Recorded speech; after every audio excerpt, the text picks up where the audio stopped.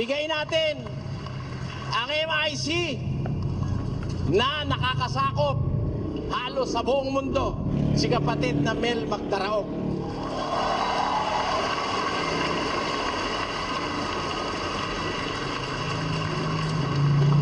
Magandang gabi po. Una po sa lahat ng mga kapatid na naririto, gayon din po sa lahat ng mga nakamonitor sa kani-kanyang tahanan. Siguro nakamonitor po ang buong kampo ng Iglesia ni Manalo sa pangunguna nitong mga nasa panel nila. Inuulit ko ulit, Paul, Michael, kayo kasi ang nagpaparatang sa amin eh. Sinasabi ninyo na mga MIC ang nag-feed sa inyo ng mga katarantaduhang impormasyon na ginagamit ninyong paninira laban kay kapatid na Soriano. Inuulit ko ulit, tarantado na kayo, gago pa kayo.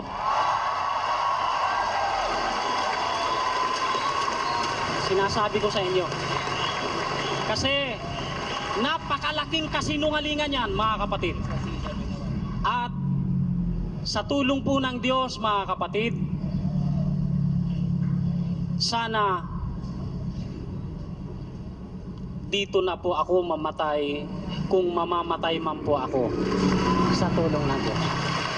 Sa pagsasama-sama nating ito na pinangungunahan ni kapatid na Eli at ni kapatid na Daniel, na idinadawit nitong mga iglesia ni Manalo na to sa kanilang mga katarantaduhan, sa paniniraan nila. Si kapatid na Daniel kasi, mga kapatid, idinadawit nila sa kanilang mga paninira. May ipiniplay silang boses ni kapatid na Daniel. Si kapatid na Daniel Rason. Sana sport lang ang laban. Huwag kayong bumaba sa ganung klase ng... Huwag niyong isali yung hindi kasali sa laban, ano? Kaya mo, reserba yan. Yung hindi pa po namin ipinakikita sa ere, huwag niyong idawit muna. Takot talaga kayo, ano? Kung kayo talagang tapat sa laban, lumaban kayo ng ayon sa itinatadhana ng banal na kasulatan. Paul Guevara, Michael Sandoval, Ramil Parva, Maximo Bularan, at saka Rene Panoncillo. Kung talagang kayo may tapang na taglay ayon sa Biblia, kahit sino sa inyo hinihintay ni kapatid na Soriano sa laban sa telebisyon. Yabang lang ninyo. Alam nyo kasi, mga kababayan, puro kayabangan itong taglay nitong mga ministro ng Iglesia ni Manalo. Pagbibintangan nyo kami, sino sa kasama kong MIC ang tumatawag sa inyo, ang nagpipid sa inyo ng katarantaduhang impormasyon? Ba't hindi nyo masabi? O ako, Paul, sige nga, sabihin mo. Ako. Ba't hindi kayo magsalita kung sino, anong pangalan ng kasama naming MIC na sinasabi ninyong nagsasalita ng kasiraan sa inyo? Kasiraan daw ni kapatid na Soriano. Ay naku, malaking katarantaduhan yan. Tandaan po ninyo, kagaya ng sinasabi ni kapatid na Soriano, kung yung iglesia ni Manalo na yan ninyo ang natitira na lang isang iglesia sa mundo, hindi hindi na ako mag-iglesia kaysa sumama sa inyo. Yun lang po, mga kapatid. Salamat po. Salamat, kapatid na Mel. Tawagin naman natin ang MIC ng Cavite, Rizal Region, si kapatid na Roland Ocampo.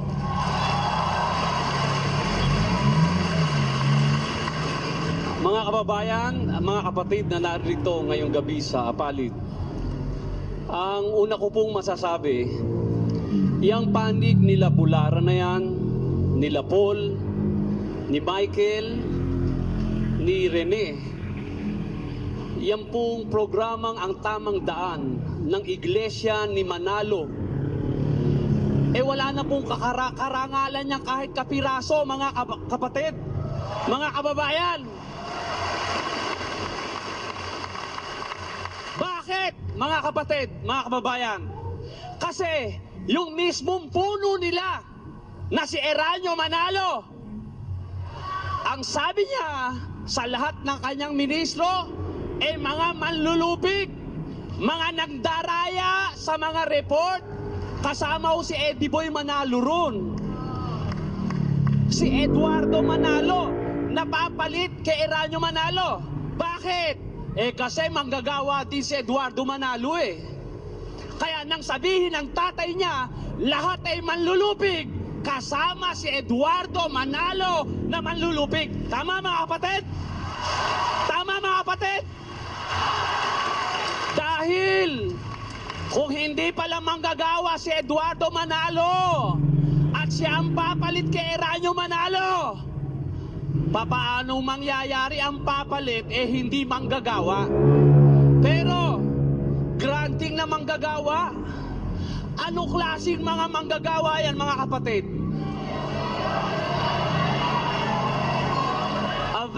Anong klase? Anong klase? Pagsalitain natin si Eranio kung anong klase yung mga Ayan, manggagawa. anong klase?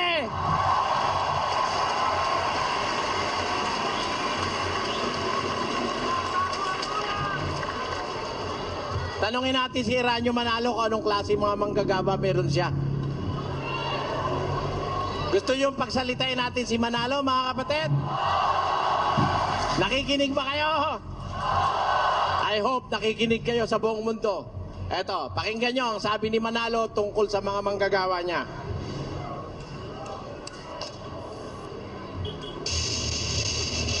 Ano ang sulat sa akin ng isang kapatid? Baka gusto niyo ipabasa ko sa inyo. Hanggang ngayon, wala pa po akong nakikitang matino na manggagawa sa kasaysayan ng buhay ko. Lahat ko, puro tiwali. Masakit na salita, nasaktan ako. Sapagkat ako'y manggagawa rin. Pero hindi ko masita yung kapatid sapagkat alam kong nagsasabi siya. Kung hindi man buong buo na katotohanan nagsasalita siya ng totoo. Wala nang nagkaroon ng takot sa Diyos na kahit isa para tumayo at manindigan sa panig ng katwiran. Lahat manglulupig na ng katwiran. Bakit? Sweldo, hinahanap. Yung tulong niya, yung bahay niya, yung kasaganaan niya. Siguro, ang tinatamasan niya. Yan! Yan ang klase ng manggagawa ni Manalo ayon kay Manalo! Yan. Yan mga kapatid. Kaya, kung sa kanilang programa ay merong ipinakikita di umano at sinasabi na may comics at sa kasama ng comics ay may sulat ng MIC di umano na nagpagawa ng comics, maniniwala po pa kayo dun sa mga sinungaling na yon ayon kay Manalo? Walang matino kahit isa, sabi ni Eranio Manalo.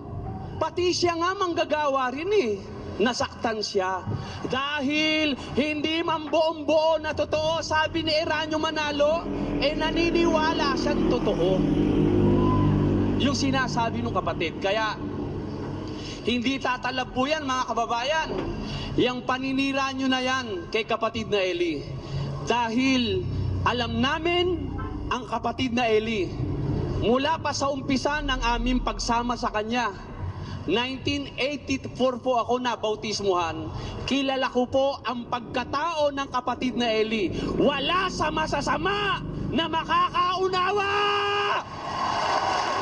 Yon ang sabi ng Diyos ko. Yun ang sabi ng Diyos namin. Ang Diyos ng Israel na nagsasabi ng katotohanan at pawang katotohanan. Wala sa masasama na makakaunawa. Mga kapatid, masama ba ang kapatid na Eli? Bakit? Nakakaunawa ba o hindi ng salita ng Diyos? Paul, yung bang naunawa mong salita ng Diyos? Naunawa mo ba yon? Yung Roma 16:16, yung apat na hangin, may nakaunawa ba? Mula kay Felix Manalo, walang nakaunawa niyan. Kaya, yung binibintang nila na tsak na hindi totoo at pawang kasinungalingan na MIC daw ang nagpagawa ng comics. Ito po wag mo na lang i-close up. Ito po yung comics Sa harap nyo mga kababayan, ito po, pupunitin ko.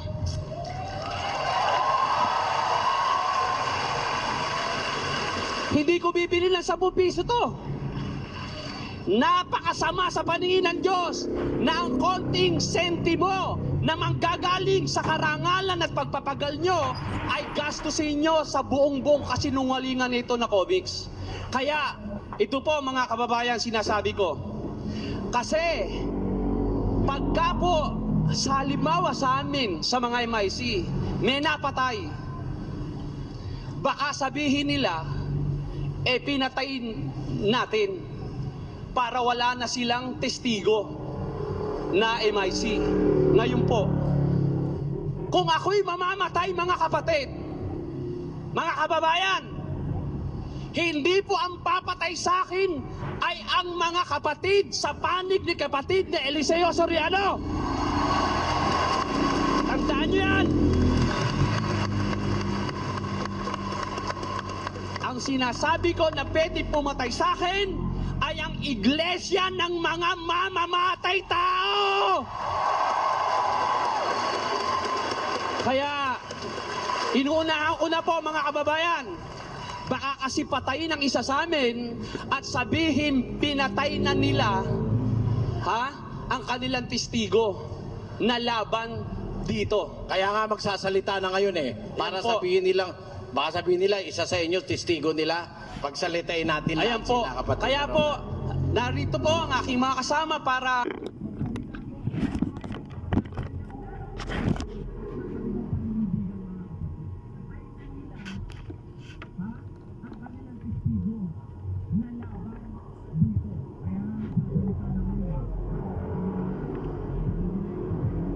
Sila, Kaya po, narito ang aking mga kasama para magsalita po at magpahayag ng kanilang nararamdaman at ng kanilang paninindigan mga kapatid. pagsalitain natin naman ang MIC. Ang MIC ng Laguna, Batangas, at Romblon. At siya ring nangangasiwa